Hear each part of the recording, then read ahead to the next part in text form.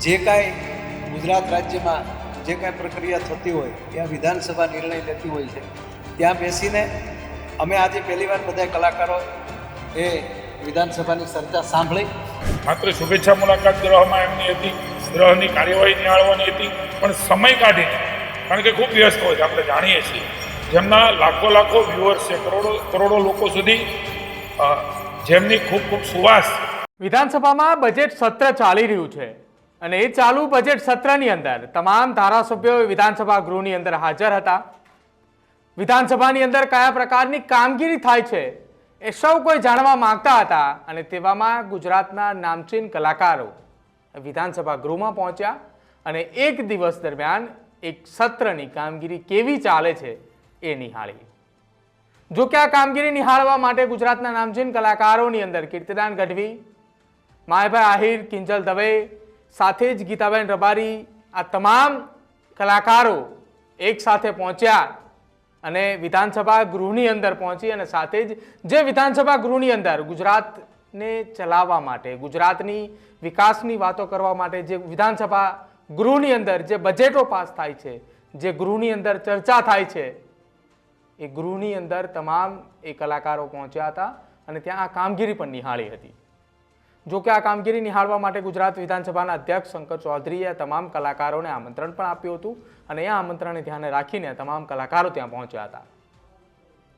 આ કલાકાર ત્યાં પહોંચ્યા અને વિધાનસભા ગૃહની કાર્યવાહી જે નિહાળી એ મુદ્દે માયાભાઈ આહિરે શું કંઈ કહ્યું એ સાંભળો. દરેક મિત્રોને, અમારા દરેક કલાકારો વતી બધાને જય શ્રી રામ. અને આજે આમ ગણીએ તો પહેલીવાર તમામ કલાકારોને એક વિધાનસભામાં આવવાનું આમંત્રણ મળ્યું હોય અને એક સાથે ગુજરાતના તમામ કલાકારો આજે વિધાનસભામાં આમંત્રણ લઈ અને બધાએ ત્યાં પધાર્યા હોય એવો પહેલીવાર આ મુદ્દો બન્યો છે. એટલે હું દરેક કલાકારો વતી માનનીય આપણા અધ્યક્ષ શંકરભાઈનો ખૂબ આભાર માનું છું.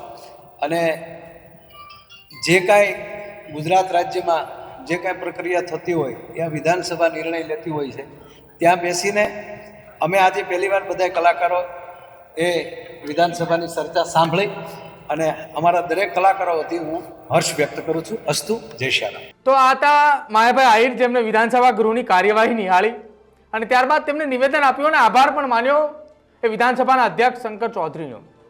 સાથે જ તેમણે એ પણ કહ્યું કે આ કામગીરી એ નિહાળવાનો મોકો મળ્યો અને કદાચ એ ગુજરાત વિધાનસભાની અંદર આ પહેલી વખતની ઘટના હશે કે એક સાથે આટલા બધા કલાકારો વિધાનસભા ગૃહની કાર્યવાહી નિહાળવા પહોંચ્યા.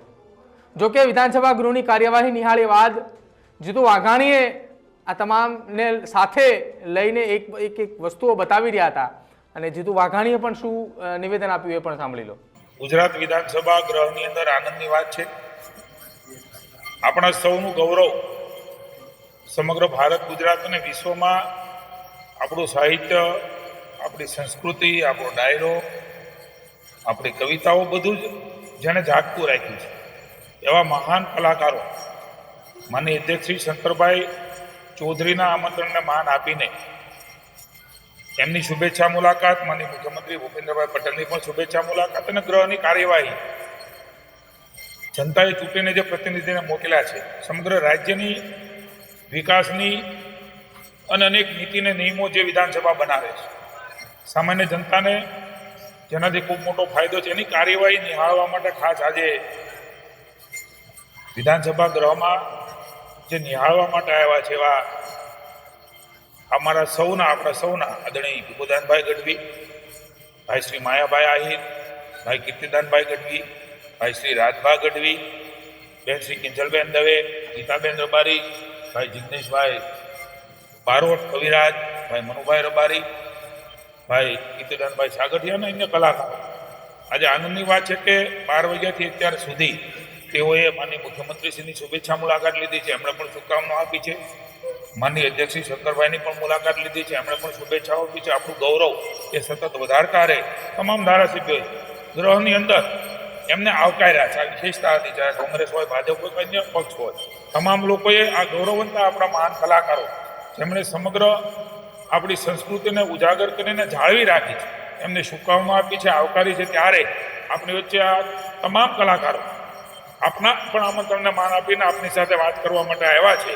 માત્ર શુભેચ્છા મુલાકાત ગ્રહમાં એમની હતી, ગ્રહની કાર્યવાહી નિહાળવાની હતી, પણ સમય કાઢીને, કારણ કે ખૂબ વ્યસ્ત હોય છે, આપણે જાણીએ છીએ, જેમના લાખો લાખો વ્યુઅર્સ છે, કરોડો લોકો સુધી જેમની ખૂબ ખૂબ સુવાસ એવા લોકો આપણી વચ્ચે અમારી વિધાનસભામાં આવ્યા છે, ત્યારે એમને આવકારું છું, એમનો આભાર માનું છું.